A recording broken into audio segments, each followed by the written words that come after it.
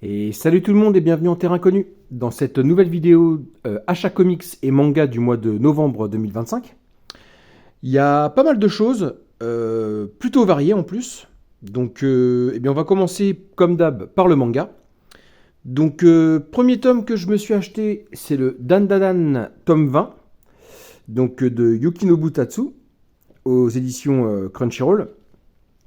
Donc Dandadan, bon bah comme d'hab, hein, moi c'est le shonen que je m'achète régulièrement. Dès qu'il y a un tome qui sort, je me le procure. Donc bon bah pour refaire rapidement, parce que j'imagine que voilà beaucoup d'entre vous connaissent, mais en gros on suit Momoyase et Okarun.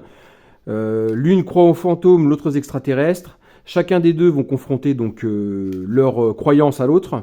Euh, et puis finalement, eh bien, les deux ont raison, les extraterrestres et les fantômes existent, et en gros toute une histoire après découle autour de ça. Donc bien, Dandadan, moi c'est un de mes shonen préférés du moment. Euh, J'adore ce que ça raconte, j'aime beaucoup la synergie entre les personnages, et le dessin également, que je trouve vraiment magnifique. C'est très détaillé, très énergique dans le dessin. Donc moi c'est un manga que j'aime beaucoup. Surtout, ouais, comme je l'ai dit, la synergie entre les personnages, on s'attache vraiment beaucoup en fait à toute cette équipe qui se crée au fil des volumes. Donc ouais, Dandadan, voilà. Toujours un plaisir. Alors après, moi j'ai quelques tomes de retard. Il faudrait que je m'y remette d'ailleurs, parce que je crois que j'avais lu jusqu'au 15e ou 16e tome, il me semble. Donc, donc ouais, hâte de continuer ça. Maintenant, les shonen, moi j'aime bien en cumuler plusieurs pour pouvoir en lire plusieurs d'affilée. Parce que c'est vrai que quand on est à jour et qu'on doit attendre le tome suivant, bah, des fois c'est un peu frustrant. Donc ouais, très content de l'avoir celui-ci. Ensuite, bien évidemment, le fanboy que je suis, génération Club Do, et je me suis acheté le Dragon Ball édition full color d'Akira Toriyama, l'arc Le Roi Démon Piccolo, donc c'est le tome 4 de cet arc, mais dans cette édition, ils ont décidé donc de découper chaque arc et donc de recommencer au tome 1 pour chacun d'entre eux. Donc là, c'est le deuxième arc, tome 4, ce qui équivaut au tome 12 hein, finalement, pour ce tome-ci. Il me semble, si je dis pas de bêtises, que le prochain tome, donc le tome 13, recommencera au tome 1 parce que ce sera un nouvel arc. Normalement, on devrait arriver à l'arc des Saiyans. Donc, bon bah Dragon Ball, hein, voilà. Comme je l'ai déjà dit dans les précédentes vidéos, moi c'est un manga de cœur, voilà. C'est un manga que j'adore, que je prends plaisir à redécouvrir dans cette édition full color, parce que moi, comme beaucoup de ma génération, j'ai découvert l'univers manga par le biais de Dragon Ball dans son animé qui passait sur Club Dorothée. Donc l'animé en couleur, hein, bien évidemment. Donc le fait de retrouver eh bien, voilà, ce manga en édition full color, bah, pour moi, voilà, ça apporte beaucoup de nostalgie, c'est un réel plaisir. Donc ouais, content, toujours au rendez-vous dès qu'il y a un tome qui sort. Dragon Ball, c'est... Voilà, bon, je vous fais pas l'affront hein, de vous présenter ce que c'est, hein, tout le monde connaît. Mais voilà.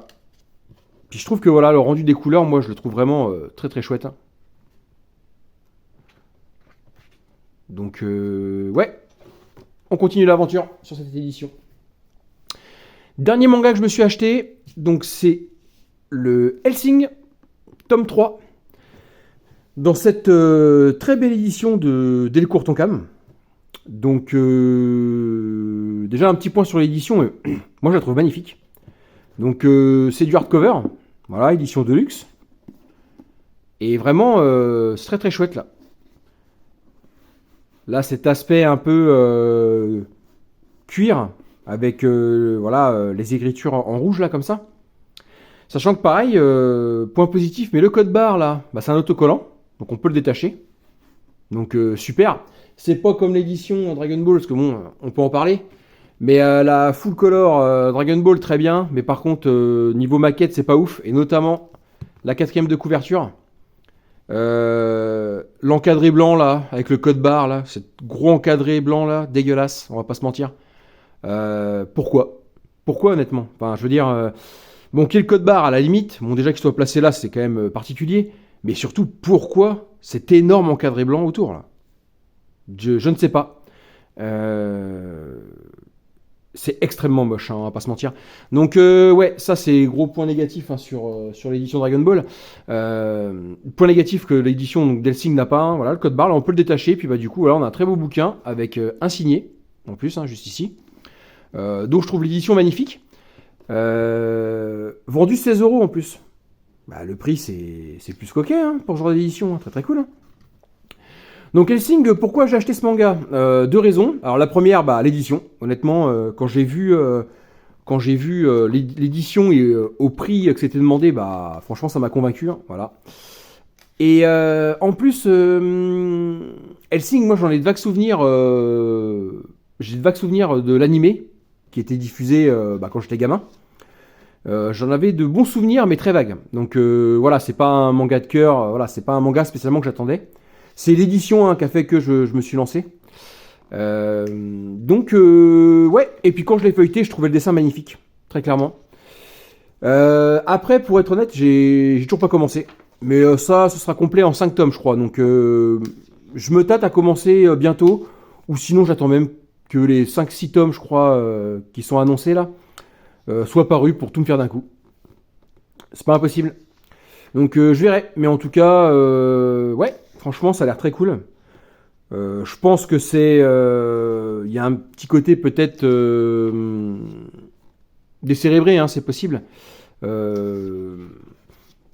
Voilà, hein, ça sent bon les années 90, on va dire ça comme ça. Mais moi, c'est une période, même dans le comics, que j'aime beaucoup. Même si des fois les récits sont moins... sont peut-être pas aussi profonds qu'on pourrait l'aimer, bah moi je trouve que c'est quand même super divertissant. Et ouais, franchement, graphiquement, c'est quand même très cool. Hein. Les personnages ont l'air ont l'air très badass, quoi. Très bien designés. Donc, ouais. Je vous en ferai un retour dès que je commencerai la lecture. Donc maintenant, on a fini pour le manga. Donc on va passer aux comics. Comics, donc on va commencer par Marvel. Marvel, le plus gros, voilà, finalement, de cette vidéo achat. Donc c'est le Avengers tome 1 de Jonathan Hickman, donc dans son format omnibus. Hein. Donc là, franchement, on est sur un volume qui est excessivement épais. Honnêtement, c'est même plus une brique, hein, le bordel. Hein. Ça pèse une tonne. Hein. Donc, ouais. Donc moi, ça me chauffait pas mal bah, de commencer ce run. Beaucoup de gens disent que bah, c'est probablement ce qui s'est fait le mieux sur l'équipe des Avengers. Alors ça se dispute sûrement avec le run de Bendis. Hein. Mais voilà, époque moderne des Avengers, a priori c'est une tuerie. Donc ce sera complet en 2 omnibus, il me semble. Le deuxième vient de sortir d'ailleurs. Et on a ensuite le Deluxe Secret War qui permet de... Bah, en fait c'est l'event hein, qui termine le run des Avengers sur Hickman. Donc bah, moi j'en sais pas grand chose hein, sur ce run là. La seule chose que je sais c'est que en gros les différents univers parallèles vont être confrontés les uns aux autres et ils seront amenés à être détruits. Et en gros, les Avengers de la Terre 616, donc c'est-à-dire l'équipe qu'on suit dans l'univers Marvel, vont essayer de trouver un moyen pour éviter ça et même pour survivre. Donc, à voir ce que ça va donner. Graphiquement, on a donc c'est Jonathan Hickman, on a ouais Opeña, Jérôme Opeña au dessin, Kubert, Steve Epting apparemment aussi. Dans le sommaire, ça doit être indiqué de toute façon les dessinateurs. Ouais, Steve Epting donc au dessin, Adam Kubert, Mike Deodato Jr. Ouais, d'accord. Jérôme Opeña, bon bah moi c'est un dessinateur que j'aime énormément. Lénine Francissiou aussi. Ok, Jim Chung. Enfin en fait, on a que des monstres hein, sur ce run, hein. Que des noms connus. Donc alors, quand ce sera lu, mystère, j'ai envie de dire malheureusement. Un moment de calme, un moment. Voilà, peut-être pendant les vacances. Je pourrais peut-être me faire ça, parce que bon, ça va prendre du temps, hein, vu l'épaisseur du comics. Mais ouais, franchement, ça a l'air très chouette. Donc, à voir ce que ça va donner. Là, je feuillette un peu comme ça, là, au hasard, pour vous montrer quelques planches. Et c'est vrai que... Bah, c'est la tarte, hein, quand même. Hein.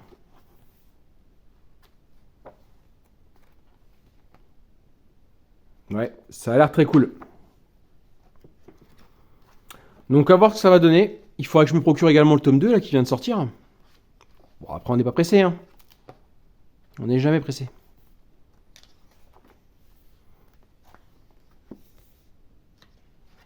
Donc, ouais, évidemment, il y aura Thanos, hein, face aux Avengers. Classique. Donc, ouais. Très content de l'avoir, très content de le posséder. En plus, je suis content parce qu'en fait, j'ai trouvé d'occasion. Donc, bah, j'ai foncé dès que je l'ai vu. Hein. Hop. Ensuite, donc on passe du coup maintenant chez DC. Premier titre. Hop. C'est le Batman Dark Age. Donc de Mark Russell au scénario. Et bien évidemment, le style très marqué hein, de Michael Red au dessin. Michael Red, voilà, ça fait partie de ces artistes hein, qui sont reconnaissables hein, dès le premier coup d'œil. Hein. On peut pas se tromper. Alors je sais que son dessin il est clivant. Il y a beaucoup de personnes qui n'aiment pas. Moi j'adore. Moi j'adore son dessin. Donc finalement, ils avaient déjà fait le même délire sur le Superman Dark Age, voilà, qui était sorti l'année dernière, il me semble. Donc là, la même équipe créative se retrouve pour une autre histoire dans cet univers, cette fois-ci centrée sur Batman. Donc, à voir ce que ça va donner. Toujours pas lu. Mais ouais, je suis quand même assez impatient. Je suis quand même assez impatient de le lire, surtout que, bah voilà, comme je vous l'ai dit, moi, Michael Red, c'est un dessinateur que j'aime beaucoup. Il a notamment bossé, pareil, il faudrait que je le lise, que je l'ai chez moi, j'ai toujours pas lu, mais j'ai l'omnibus du Silver Surfer, qui avait été dessiné justement par Michael Red, et pareil, les dessins particuliers, hein, comme là, mais moi que je trouvais très jolis. Donc, ouais, à voir ce que ça va donner. Un récit donc récemment publié donc sous le label dans le Black Label de chez DC et donc chez Urban en France. Donc ouais, content de l'avoir celui-ci. Ensuite, donc je vais pas trop m'attarder parce que finalement j'en ai fait une vidéo il y a pas si longtemps, 2 semaines de ça. Mais je me suis procuré donc les 2 derniers tomes de l'univers Absolute chez DC. Donc pour rappel, en gros, DC Comics, il y a un peu plus d'un an là maintenant, hein, peut-être un an et demi, ont décidé de lancer un nouvel univers, l'univers donc Absolute, qui a pour but donc de revisiter les origin story des personnages qu'on connaît. Une nouvelle Terre s'est créée suite à un événement qui s'est passé dans l'univers classique DC. Et en gros, on suit l'origin story donc de personnages qu'on connaît, mais des origines qui sont remaniées finalement. Donc, il y avait déjà eu donc précédemment sorti chez nous le Batman, Superman et Wonder Woman. Et maintenant, il y a eu 2 titres qui sont sortis donc au mois de novembre. Donc, le Absolute Flash, que c'est celui que j'ai le moins aimé finalement des 5 tomes sortis chez nous. Donc, je vous renvoie à la vidéo hein, si vous voulez plus de détails. Mais en gros, pour faire rapide, je trouvais le scénario sympathique. Pas mal, mais finalement qui se traînait un peu. Voilà, au bout de d'ailleurs 6 issues, je crois, dans le volume. Bah bon, on a avancé vite fait en vrai, je trouve. Donc déjà, ça c'était le premier point. Et le deuxième, c'est donc le dessin. Alors autant donc Nick Rubbels au dessin, donc c'est impeccable. Donc c'est lui qui dessine les 3 premiers chapitres. Et quand on arrive au 4e, ça va plus, c'est la dégringolade. C'est comment on va dire que sympathique d'ailleurs cette petite planche là. Non vraiment Nick Rubbels on a vraiment de super dessins, mais malheureusement chapitre 4 bah c'est moche quoi. Voilà. Bah là je suis dessus d'ailleurs, hein. Ça commence à partir de là. Les personnages, voilà, je trouve qu'ils sont très mal designés. Je n'aime pas du tout. Et le pire, c'est vraiment les scènes voilà, où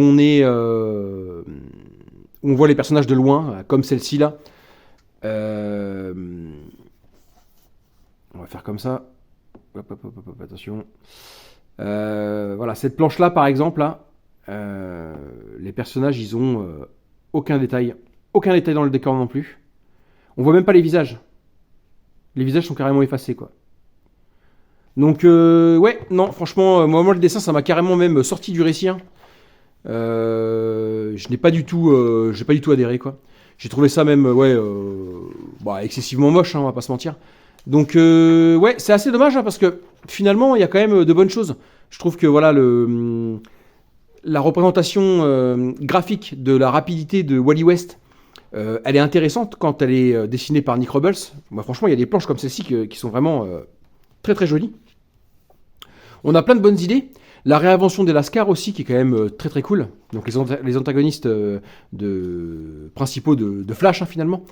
Donc en vrai, c'était pas mal. Mais ouais, ce changement de dessinateur milieu de volume, bah, ça ne l'a pas fait. Et au niveau de l'histoire, bon, à voir ce que ça va donner par la suite. Là, on va dire que c'est une grosse introduction, quoi. Donc voilà. Et puis le deuxième tome, donc, qui est sorti, bah, bien évidemment, c'est le Absolute Martian Manhunter. Donc dessiné par Javier Rodriguez, qui est donc, on va dire, l'atout majeur, hein, de ce titre, et scénarisé par Dennis Camp. Donc voilà, bon là, très clairement, si vous n'avez pas encore vu l'intérieur, bah, préparez-vous parce que c'est très spécial. Pareil, j'évite de m'étendre, même si à chaque fois je dis ça, mais je le fais. J'évite de m'étendre sur le titre, mais parce que j'en ai parlé dans une précédente vidéo que je vous invite à regarder si ça vous intéresse. Mais pour faire simple, on va suivre un agent du FBI qui est victime d'un attentat terroriste. Et donc il survit à cet attentat. Et au début de l'album, il pense devenir fou suite à cet accident. Parce qu'il perçoit certaines choses qu'il ne comprend pas. Et au bout d'un moment, il va se rendre compte qu'en gros, il est possédé par une entité extraterrestre, donc le Martian Manhunter. Et ensemble, finalement, ils feront équipe, on va dire, pour élucider plusieurs enquêtes. Parce que notre personnage principal, à la base, est un profiler donc, du FBI. Ils vont collaborer pour voilà, élucider plusieurs enquêtes qui seront toutes liées par une autre entité martienne qui posséderait les gens pour faire des dingueries, quoi. Et donc voilà, on va dire que la représentation graphique de ce qu'il ressent, des émotions, les émotions des autres, il est capable de les ressentir et également de lire il est capable de lire dans les pensées des gens. Et c'est représenté, voilà, de manière très psychédélique. Les dessins sont quand même particuliers. Alors on adhère ou on n'adhère pas. Moi j'ai trouvé ça très chouette. Voilà, ça change. C'est original, on va dire. C'est une prise de risque de la part de DC parce que quand on lit ce genre de volume, bah, on a clairement l'impression de lire de l'indé, hein. Donc la représentation graphique, elle est très cool. Après, énormément de gens ont dit que c'était un coup de cœur, ont même affirmé que c'était le meilleur titre absolute. Moi, je suis pas d'accord avec ça. J'ai bien aimé le titre, mais je trouve pas que ce soit le meilleur. C'est pas celui qui me donne le plus envie d'aller sur la suite. En fait, la découverte, elle est très cool. Voilà, le premier chapitre, deuxième chapitre, c'est très sympa, voilà, à découvrir. Mais après, une fois qu'on est dans le délire et qu'on le poursuit, c'est très sympa. Mais de là à le mettre au-dessus d'un Batman ou d'un Superman ou même d'un Wonder Woman, non, faut quand même pas exagérer. J'ai quand même préféré les trois autres. Donc, mais ça vaut quand même le coup. Voilà, c'est original dans l'approche et ça suit quand même très très bien. Et en plus, on a quand même de belles planches et de belles idées graphiques dans ce titre. Donc, bonne lecture quand même pour ma part. Ensuite, toujours chez DC, d'occasion, je me suis trouvé un run, période infinite, donc, que je cherchais, donc je suis content de l'avoir trouvé. C'est donc le Flash. Le Flash, période infinite, donc là c'est le tome 4, donc c'est scénarisé par Jeremy Adams. Donc, j'avais envie de lire du Flash. Déjà, comme je l'avais dit dans une vidéo précédente, je voulais un peu rattraper mon retard. Surtout, voilà, avoir une base solide sur la continuité d'ici à partir de l'ère Infinite. Donc, les runs qui m'intéressent sur cette période, dès que je peux les trouver d'occasion, bah, à un bon prix, je fonce. Là, c'était le cas pour ce run. Et puis finalement, Flash, moi, c'est un personnage que je connais très peu.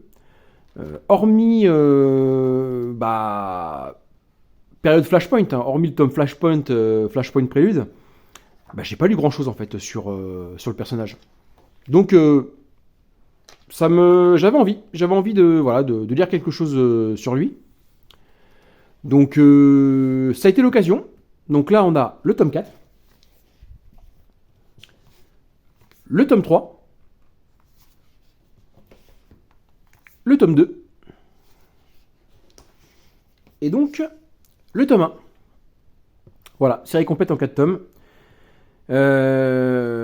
Jeremy Adams, comme j'ai dit, au scénario. Brandon Patterson, du coup, au dessin. En tout cas pour le tome 1. Donc les retours que j'en ai eu, a priori, c'est pas si mal. Je crois qu'au niveau du ton, c'est fun et léger, on va dire. Donc à voir ce que ça va donner.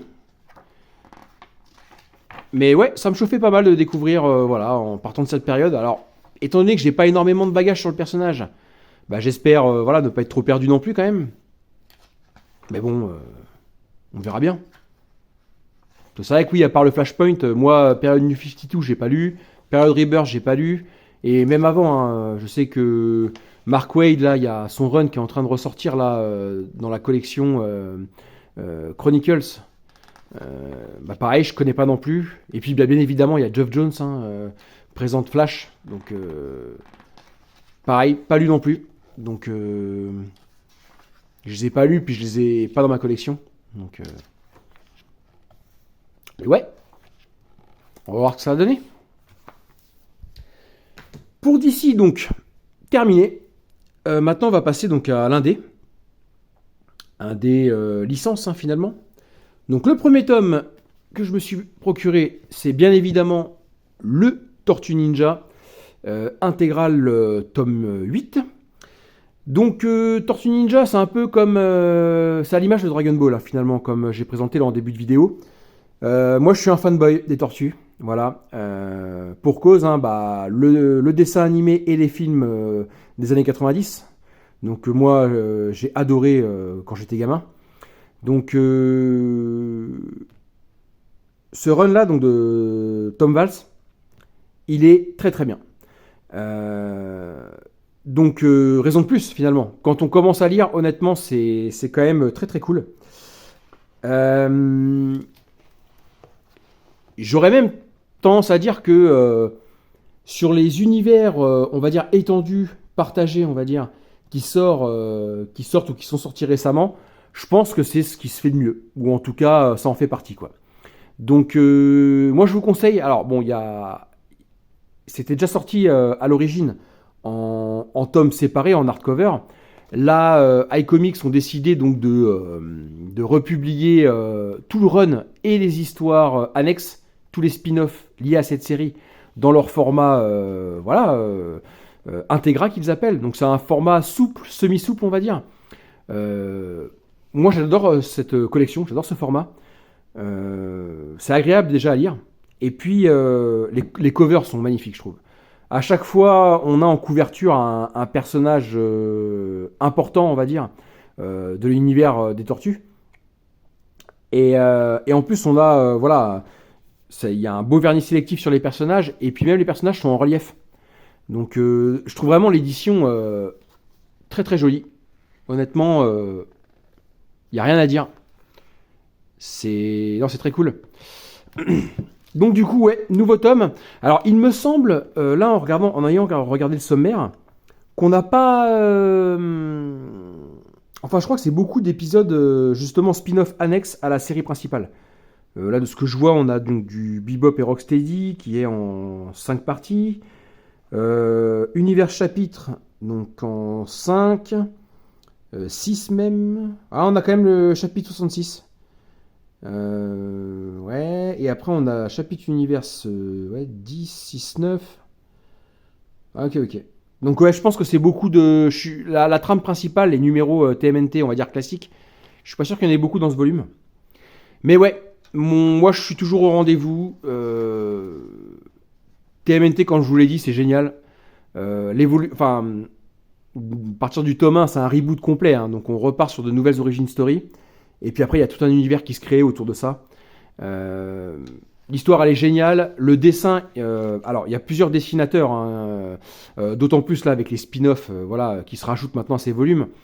Mais on va dire qu'il y a une grosse partie de l'histoire principale qui est dessinée par Matteo Santoluco, qui est un très très bon dessinateur, le meilleur hein, sur les tortues à mon sens. Donc ouais, graphiquement ça vaut le coup, même si, comme je vous ai dit, il y a des hauts et des bas en fonction des dessinateurs. Mais bon, la plupart du temps, voilà quoi, c'est quand même très cool. L'histoire, elle est géniale, et même la caractérisation des personnages, que ce soit aussi bien des 4 tortues, ou même de tous les personnages qui gravitent autour, c'est super quoi. Et puis, on a beaucoup d'histoires différentes. On peut avoir des histoires qui sont très street level, voilà, dans les rues de New York, à combattre le clan foot. Quand on peut avoir aussi des histoires très science-fiction, avec Krang, voilà, qui vient d'un univers parallèle. Enfin, on a vraiment énormément d'histoires différentes, et c'est vraiment passionnant à suivre, finalement. Donc, les Tortues Ninja... moi, vraiment, je vous conseille d'y aller si vous n'avez pas encore commencé. Testez le tome 1. Et ouais, normalement, vous ne serez pas déçu. D'autant que vous ne faites pas une mauvaise image, enfin, pas une mauvaise image, mais une fausse image des tortues. Moi, comme je vous l'ai dit, j'adorais la série animée des années 90. Mais là, on a un ton quand même qui est plus mature. C'est ouais, beaucoup plus mature que le dessin animé de mon époque. Alors, ça reste quand même accessible pour tout public, hein, mais c'est moins enfantin que ce qu'on a connu par le passé, quoi. Donc, ouais, non, vraiment, moi j'ai hâte même d'avoir la collection complète, hein. Je crois que, parce que bon, cette édition-là s'inspire donc des IDW Publishing, je crois qu'ils appellent ça comme ça, enfin la collection IDW. Donc c'est pareil, format intégral avec les mêmes maquettes avec les personnages en couverture là. Et il me semble qu'aux États-Unis il y a eu 18 tomes de sortie, je crois. Alors déjà, parce qu'il faut savoir qu'on va dire que Tom Valls, je crois qu'il fait les 100 premiers numéros des Tortues, grosso modo, si on enlève toutes les histoires annexes, hein. Et ensuite les 50 numéros suivants sont scénarisés par Sophie Campbell. Et il me semble que les intégrales du coup IDW couvrent toute cette période, jusqu'au numéro 150 finalement. Donc j'espère qu'en France, on aura tout. Voilà. Et ouais, une fois que ce sera terminé, vraiment, ce sera très cool de l'avoir dans la collection. Ensuite, pareil, je m'attarde pas trop parce que j'en ai fait une vidéo dédiée sur ce label, mais je me suis acheté au mois de novembre donc le Hyde Street. Hyde Street, donc de Geoff Jones au scénario et Ivan Reis au dessin. Coup de cœur, voilà. Bon, encore une fois, alors, je fais mon forceur, hein, comme d'habitude sur le label Ghost Machine, mais c'est génial, faut acheter. Ça, c'est clair, c'est trop bien. Toutes les sorties du label sont vraiment réussies à mon sens. Donc voilà, donc là, nouveau tome 1, nouvel univers qui n'a rien à voir avec les autres sorties sous ce label. Hyde Street tome 1, donc pas besoin d'avoir lu autre chose, on commence une nouvelle histoire. On suit des personnages bloqués dans une rue maudite et qui ont pour objectif de collecter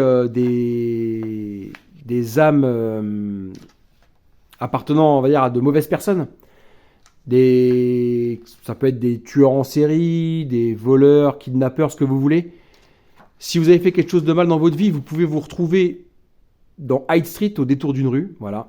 Et si vous y êtes, vous allez être chassé par des collecteurs d'âmes qui font ça pour le compte d'un personnage mystérieux dont on ne sait pas grand-chose voilà, à l'issue de ce tome 1. Scénario franchement génial. Geoff Jones, bon bah de toute façon c'est un scénariste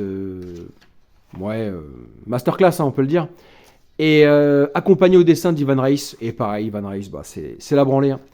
Honnêtement, il nous fait des planches Vraiment exceptionnel. Hein. Encore une fois, hein, je me répète, mais c'est la force de Geoff Jones hein, dans son label Ghost Machine. Il s'est entouré des meilleurs dessinateurs. Voilà.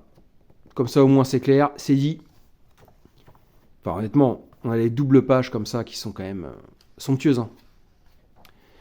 Et honnêtement, Geoff Jones, voilà, dans le registre de l'horreur, eh bien, ça marche très bien. Ça marche vraiment très très bien. Donc,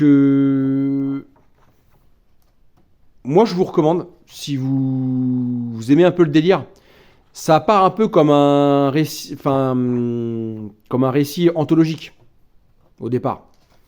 On suit, mais finalement, en fait, ça nous introduit plusieurs personnages différents, en fait. Et ouais. Et puis après, il y a un fil rouge qui apparaît, voilà, au fil des numéros. Donc ouais, moi, je suis très impatient de lire le tome 2. Ensuite, un tome que je me suis acheté. Alors, à la base, c'était pas vraiment prévu. Enfin, quand je dis que c'était pas prévu, disons que c'était prévu, mais pas pour tout de suite. Donc, je me suis pris le BPRD intégral volume 1. Alors, dans ma précédente vidéo Achat Comics, je vous ai présenté, en fait, je me suis trouvé un lot d'occasion sur Vinted. C'était les 16 tomes de Hellboy. Voilà, les tomes simples. C'est un univers que j'avais envie de commencer, qui m'attire beaucoup. Et quand j'ai vu le lot à pas trop cher, eh ben, j'ai foncé et j'ai acheté les tomes. Et donc je suis au courant que la série donc BPRD est très liée à la série Hellboy. D'ailleurs, même d'ailleurs, pardon, j'ai entendu l'avis de certaines personnes qui disent même que la série BPRD serait peut-être même meilleure que la série Hellboy. En tout cas, complémentaire et même indispensable hein, au bon déroulé de l'histoire. Donc je me dis ok. Donc du coup, à terme, je m'achèterai les BPRD. Problème, en commençant à regarder, je me rends compte que le tome 1 est épuisé. Voilà. La première intégrale BPRD, donc, est difficilement trouvable maintenant. Donc moi, en fait, je l'ai acheté sur le réseau Canal BD.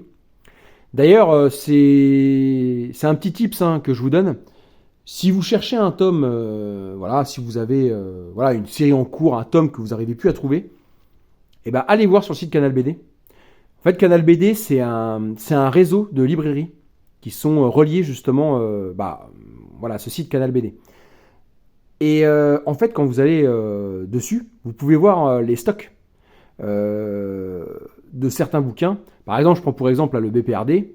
Moi, j'ai été le voir, le stock qui est dans ma librairie Canal BD, qui est pas très loin de chez moi. Donc, c'est là que je me suis rendu compte que non seulement il ne l'avait pas, mais qu'en plus il était plus disponible. Parce qu'on peut voir en fait les tomes qui sont commandables ou pas.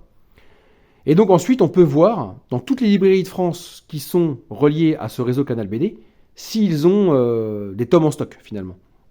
Et certaines de ces librairies proposent même des envois. Voilà. Donc c'est comme ça que je l'ai trouvé. Voilà. Je l'ai trouvé sur le réseau Canal BD.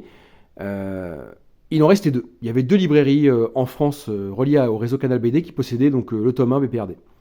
Les trois autres, c'est l'intégrale en 4 volumes, hein, BPRD. Les trois autres sont disponibles, hein, j'ai vérifié, mais le tome 1, a priori, pour l'instant, il n'y en a plus. Est-ce que ça sera réédité par Delcourt ? Moi, je l'espère. Mais bon, n'étant sûr de rien, je me suis dit non, j'ai pas envie de passer à côté. Donc finalement, c'était pas prévu que je le prenne maintenant, mais bon, voilà. Je l'ai commandé sur le réseau et voilà, je l'ai reçu très rapidement après mon achat. Donc, BPRD, je vais commencer déjà à lire Hellboy, déjà les premiers tomes. Il me semble que cette série-là, elle est à lire, de ce que j'ai entendu, quand Hellboy, donc dans sa série principale, décide de quitter donc le BPRD, qui est, de ce que j'ai compris, une équipe de personnages avec des capacités bien distinctes, des monstres même on peut le dire, une équipe de monstres, qui sont là pour résoudre en fait des enquêtes paranormales, de ce que j'ai compris. Donc à lire quand Hellboy quitte le BPRD dans sa série principale, il me semble. En tout cas, eh bien c'est... moi j'ai hâte de lire ça en fait. Surtout que les retours que j'en ai eu là-dessus, même si finalement ils sont quand même assez rares hein, sur YouTube ou même sur Internet en général, mais bon, a priori c'est vraiment très très cool BPRD. Donc ouais, j'ai hâte de me plonger dans cet univers et d'en arriver là. Et ouais, même graphiquement, ça a l'air quand même très très chouette. Alors au dessin, c'est qui au dessin? C'est Ryan Sook. Voilà, donc c'est Mignola au scénario, mais c'est pas lui qui dessine, Ryan Sook. Mais qui a un dessin qui... bon, on voit que c'est pas Mignola, mais bon, ça s'en approche quand même.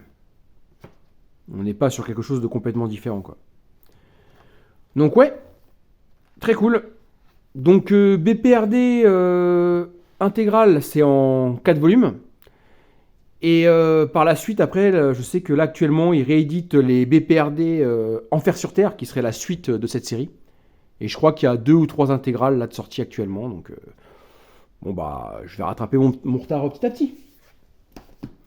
Et ensuite, dernier tome que je me suis procuré, c'est donc le Sam Twitch intégral, volume 1. Donc Sam Twitch, donc tiré de l'univers de Spawn, voilà, donc ce sont les deux, c'est le duo d'enquêteurs qu'on peut retrouver donc dans la série Spawn. Scénarisé donc par Brian Michael Bendis et dessiné par Angel Medina. Donc Alberto Porticelli aussi a priori. Donc pareil, c'est une série qui a bonne presse. A priori c'est très très bien. Pareil, les tomes simples qui étaient sortis il y a un moment n'étaient plus disponibles depuis un moment. Ils se vendaient à prix d'or hein, sur les sites d'occasion. Et puis là, Delcourt voilà, ressortent donc la série en intégrale. Donc très cool. Donc moi, Spawn, voilà, c'est un univers que j'aime beaucoup. J'ai l'intégralité de ce qui s'est fait sur le personnage, ou en tout cas, voilà, la quasi-intégralité. Et voilà, on continue la collection, hein, du coup. Hein. Et a priori, ça pourrait se lire, pour ceux qui voudraient commencer, voilà, qui voudraient lire ce volume, ça pourrait se lire sans avoir lu du Spawn, hein, finalement. On est sur des enquêtes voilà, du duo, quoi, avec une part de magie, de mystique, on va dire. Parce que forcément, c'est l'univers de Spawn, hein, donc il y a toujours ce délire d'ange et de démon, quoi. Mais, ouais. A priori, ça pourrait se lire sans avoir lu la série Spawn. Donc, si ça vous tente, hein, pourquoi pas. Et surtout qu'il y en a de très bons retours. Hein. Donc, ouais, très chouette. Et donc voilà, et bien ce sera tout donc pour ma vidéo achat comics et manga donc du mois de novembre 2025. Donc il y avait pas mal de choses, donc je suis assez content. Et puis beaucoup de choses trouvées d'occasion, mine de rien, donc pareil, c'est très cool. Eh bien, je vous remercie d'avoir regardé la vidéo jusqu'au bout. Dans les commentaires, n'hésitez pas voilà, à me dire ce que vous avez acheté durant cette période, ou même ce que vous avez lu. C'est toujours un plaisir de vous lire et de vous répondre dans les commentaires. Je remercie d'ailleurs la plupart d'entre vous voilà, d'avoir pris la peine pour beaucoup d'avoir laissé des commentaires, pour tous les likes aussi, et même les abonnements. Je m'attendais vraiment pas à ce qu'il y ait autant d'abonnements en si peu de temps. Hein. Ça doit faire un mois, je pense, que j'ai ouvert la chaîne. Et là, on doit être 80 à peu près, je dirais, quelque chose comme ça. Donc, moi, ça me motive et c'est vraiment un plaisir. Donc, je vous remercie tous hein, pour le soutien. Donc, je vous souhaite une bonne journée ou une bonne soirée. Et puis, je vous dis à la prochaine. Ciao!